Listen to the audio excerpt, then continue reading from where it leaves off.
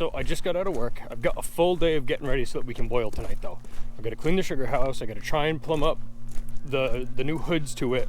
I've got to move the head tank. Plus I got to go check leaks because at 2 of our woods on the small solar panel setups, the vacuum was all down yesterday. I was watching on the Sap Spy apps and it was terrible. So I know there's leaks there, but work got in the way. But I'll get inside. I got to get some of this equipment moved out, put it in the barn. Well, I'm going to put it in the shed, and then try and get this stuff all set up because I got to boil sap tonight. I got to haul sap. I got to set the trailer up. There's a lot to do today.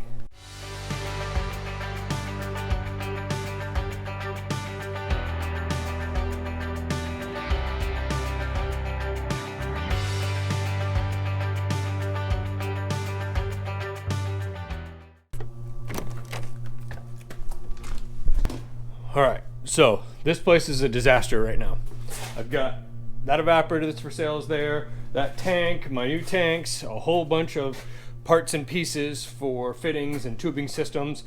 All this stuff, I need to be able to work in here so that I can work on this. So we'll get this stuff out. Sugar house is clean. I got all that equipment out of there that was sitting here. I got all this stuff picked up, just a little bit to put away. Those tanks are gonna stay inside. They'll just, well, they may go over there, but they're gonna sit there for right now, and well, I could make syrup in here if I wanted to. Reverse osmosis, that's in its last soap cycle, and then we're ready.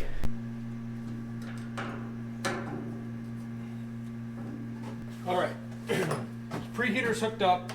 This is just a temporary this year because I couldn't get my pans over to them at Leader to get them put together. So now it's just kind of getting everything ready in the sugar house. John's coming, so we're gonna be able to get this. We gotta move the tank out back, and we gotta pick this front hood up so it fit. Well, so it goes the way it's supposed to.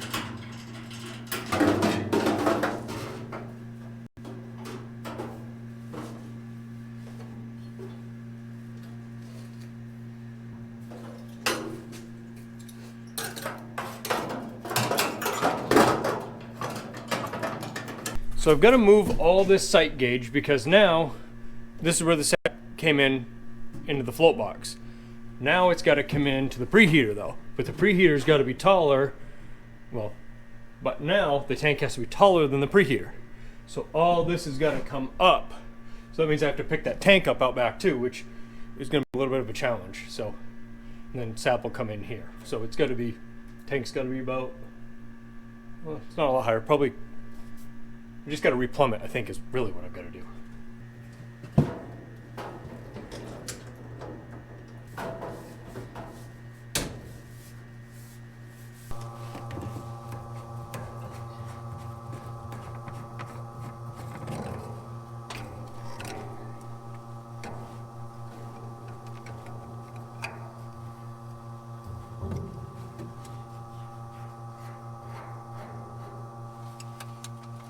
That's all unhooked. This piece actually comes off too.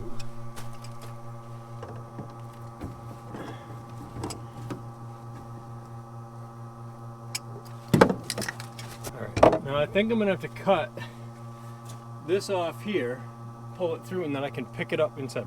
So I am gonna have to cut this on the outside because it's not threaded here. Then I can just unscrew those brackets. The sight gauge will come off. Pull this whole thing out, drill a new hole in the wall at the height I need to be, and then I'm all set. So get the sawzall.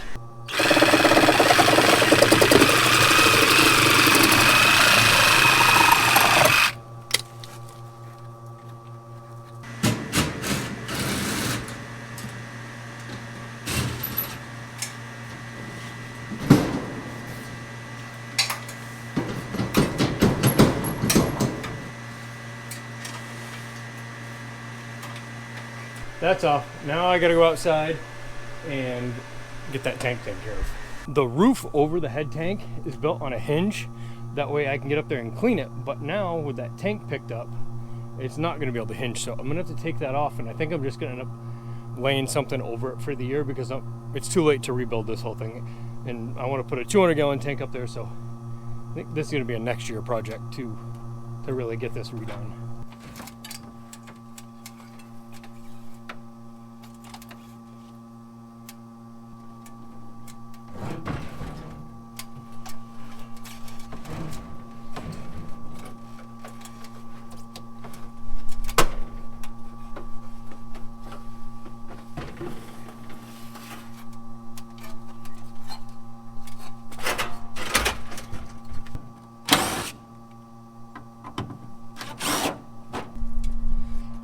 roof's all off now. I just got to pull out that bracket, but the other thing I got to do is I've got to replumb my line that comes in from the tank, or well, from the reverse osmosis to come up and fill that. But the other thing I don't like about it is I think I've got a little bit of a belly in that. I don't think it drains back like it should, so I may have to adjust that one too.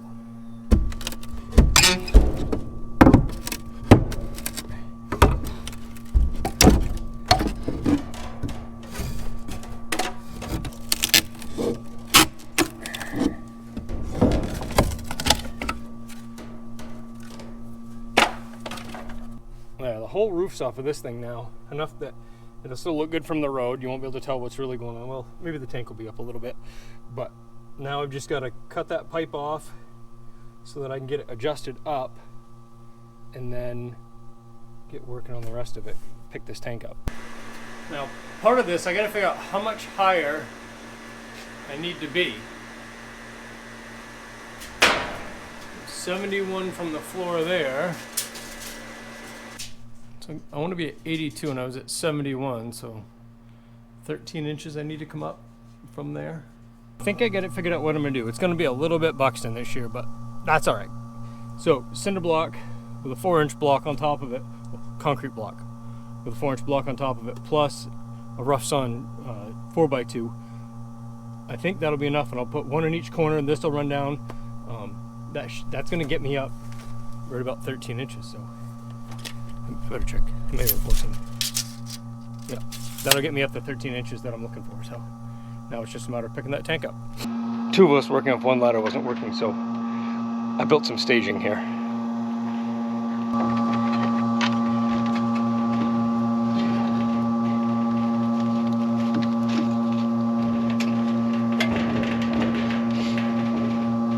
Why is it not even now? I think it's the roughs on boards underneath it. I think does our plumbing look like it points in now? Yeah, I mean, I think we're pretty close.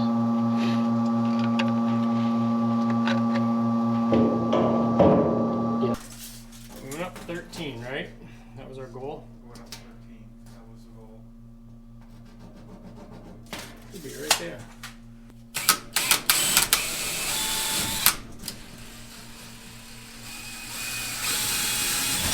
So John and I got the front hood up and we got the lights on. That was a little bit of a challenge, just getting the chains right. We ended up sliding the arch over 2 inches, 2.5 inches, so that it centered just because the weight was going to swing, which everything should work, but I've got to go get some pieces for this. I need some pipe, and then I need some from more out back, but before I do that, I'm going to put the frame in the trailer to be able to hold the tank, because I'll go pick the tank up, then I'll go to Portland, get the plumbing stuff I need, and then I can stop and check leaks on the way back. I'll probably check leaks first before I go with the plumbing, but try and get some of this stuff taken care of. But I wanted to film a little bit more, but just too much going on and moving too many times. Yeah. Hey, you got a ways to go, but still going out now. Hold on, we're catching that. There you go, that's all. Yeah, come.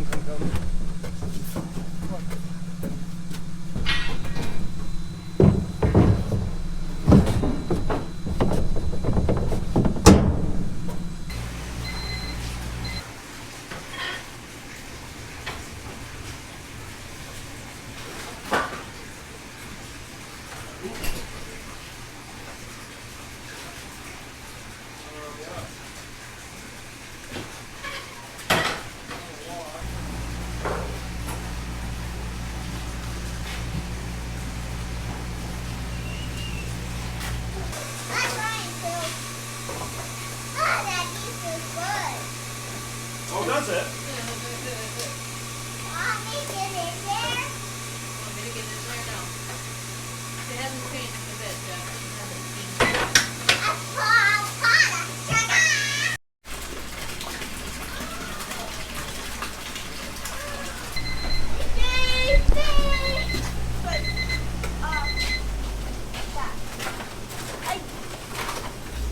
Stay away from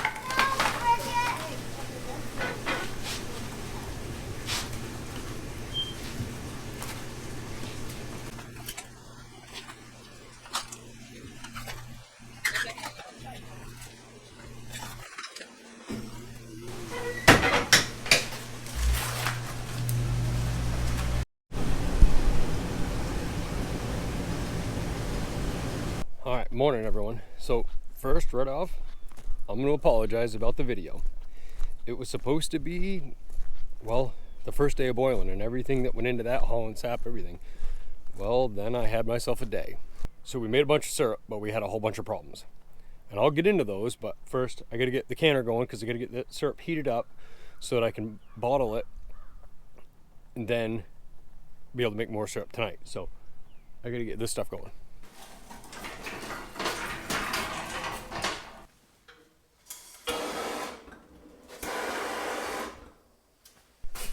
So the finisher is almost full. We made a pile of syrup. This is overdense syrup. That's how I normally make syrup, is it comes off the rig overdense.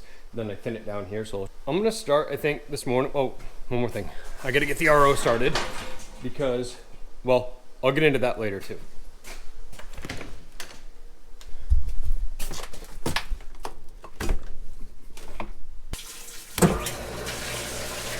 Right now I'm filling the wash tank, and then this thing will kick up and the high pressure pump will kick on. There it goes. So I'll get that filled, I'll get the soap wash started, which I'll explain.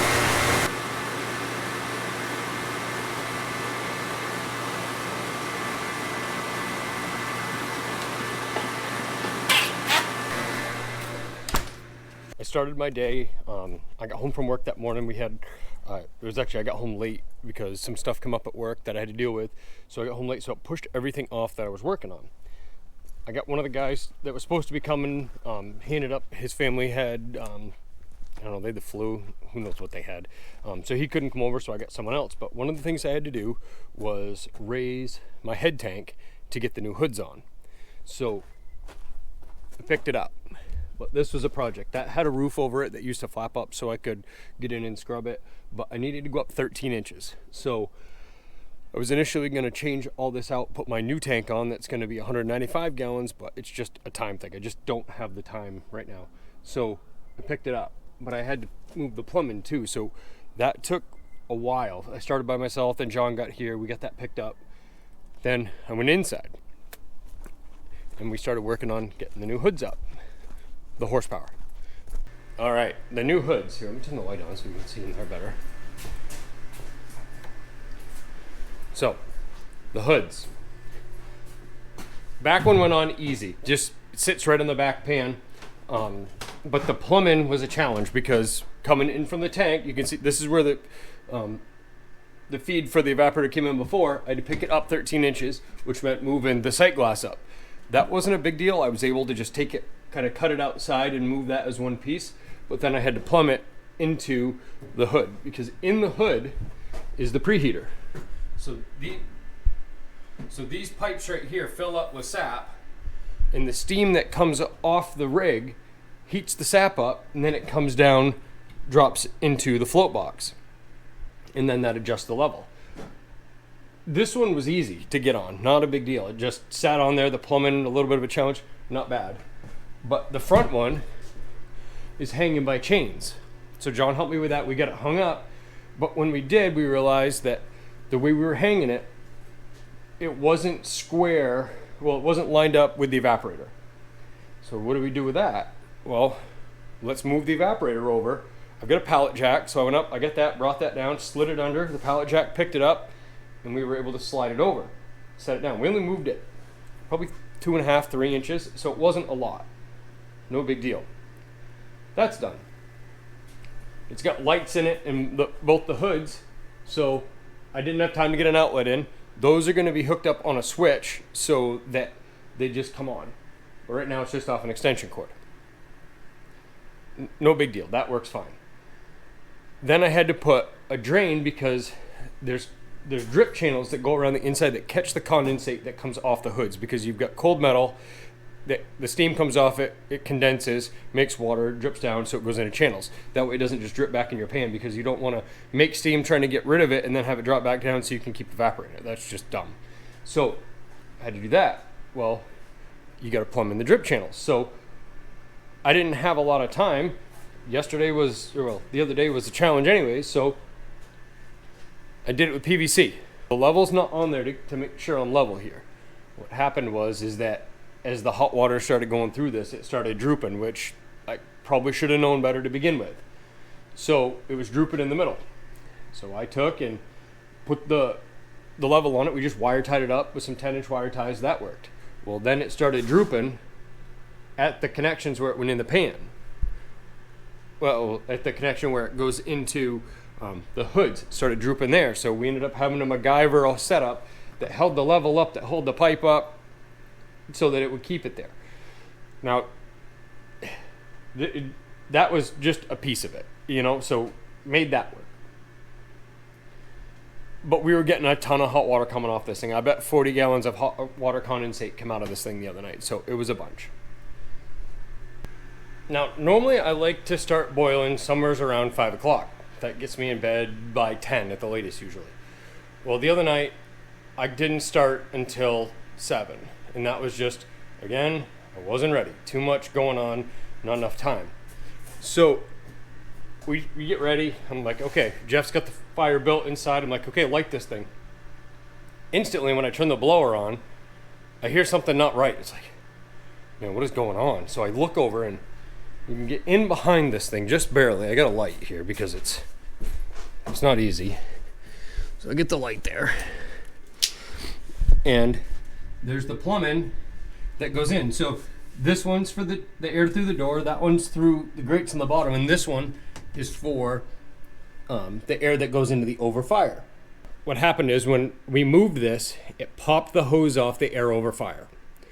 And when it did that, it wouldn't fit because it's schedule 43 inch. So I couldn't get it to fit on. So Jeff and I heated the pipe up. We used a torch. We got that heated up so that we could bend it enough to get it put back in. Now, if Jeff wasn't here, I would have been up the creek, no paddle, no life jacket, and the thing would have flipped over because it was bad. We ended up having to kind of move some stuff to get it up in where it was supposed to be. Got that mess taken care of. But in the meantime, we'd already lit the fire when we found out, so we had heat in there, and it just, too many things going on at once. But that's there. Now it just doesn't look as pretty because right here, that's all burned. And that was just, that's from the torch where we had it off out here, out front, and we heated it up so we could bend that pipe a little bit to move it so it would fit right. Now, I had a couple other guys that were boiling too and sending me messages, asking questions, you know, that type of thing. And of course, I'm on the phone with one of them, and when I realize that I didn't have the insulation between the back pan and the stack. So right in here, right in there, I put a piece of insulation because what happens is in that back pan, when it's boiling, that stack will heat the metal up of the pan. The sap splashes up on it. It burns it because there's sugar in it. Then it creates like a black crust on it, the char. Then it flakes off at some point and it goes through the evaporator and it sticks in the floats. It gets stuck. And then the floats stick open and it just makes a mess. And really at the end of the day, it's going to change the flavor of your syrup because you're boiling charcoal in there too, which is not great to do. So I scrambled, I got the insulation put in. Not a huge deal, just a pain because one of those things I knew I had to do it, just hadn't had time. So I got that done.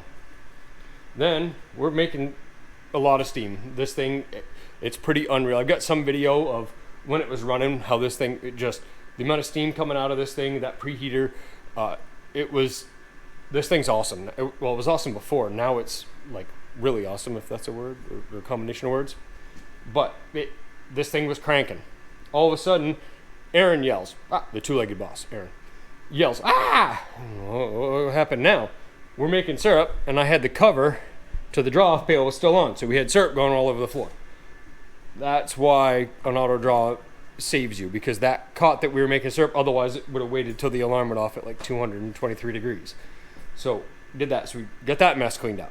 We're making some syrup, and things kind of smoothed out for a little while. Nothing crazy going on. Getting through the sap, the RO was still stepping on it pretty hard. My early numbers with this setup now, with the extra horsepower. Now the bubbler's not in. That didn't come in time. My early numbers, I think I'm around 100 gallons an hour with this thing. Now later, the RO finishes up. All done. We're out of sap. Everything's up in the tank. I've desugared it, and I go in, and I'm getting ready to swap over to start doing a rinse cycle. Well, when I did that, all of a sudden, everything went dark. The sugar house was dark, the house was dark, everything. Reverse osmosis was off, blower was off, no power. Uh-oh. What happened? I'm figuring a tree come down someplace, something like that. Well, nope, because I look out and the neighbors have power, and their generator's not on. But the neighbors across the street, they don't have power, So I get the generator fired up. Now the generator, it's a big one, it's a 10K, but it's not enough to power the reverse osmosis. It powers the sugar house in the house. The blower, it didn't like when that would crank up, but I made it. So we get through the night, didn't rinse the RO other than desugaring it, and I didn't do a soap wash. Not a big deal. So I got to bed about midnight. By the time everything was ready to go, well, kind of ready to go.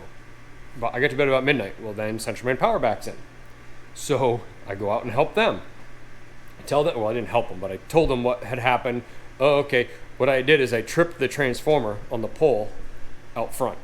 So it was just me and the neighbors that were out because we're off the same transformer. So I don't know what happened, but somehow I tripped the transformer. Awesome. Yesterday morning, time to go to work. I got up about the same time. I came down here and I did a quick rinse cycle on the reverse osmosis, knowing if I get the majority of it out, I'll be good. I'll do a soap wash when I get home from work. So that's what I'm doing now. I'm doing the soap wash, and then I've got enough permeate. I can still do a rinse. It's just, this is one of them that's just a challenge that I had a day.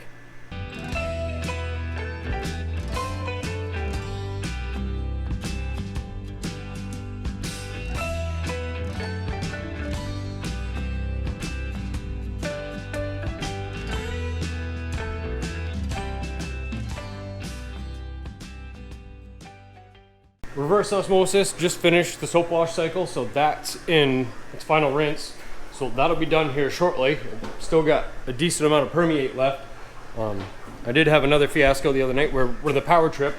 I was transferring a little bit of sap into the raw sap, or I was transferring a little bit of permeate into the raw sap tank so I could wash it, and that's when it tripped. So I ended up equalizing and putting a whole lot of permeate over there that I wanted to save to rinse and wash with, but luckily I still had enough that I was able to make it happen. But that'll be done shortly. Now this, I thinned it down too much, so now I get to spend more time in the sugar house today than I wanted.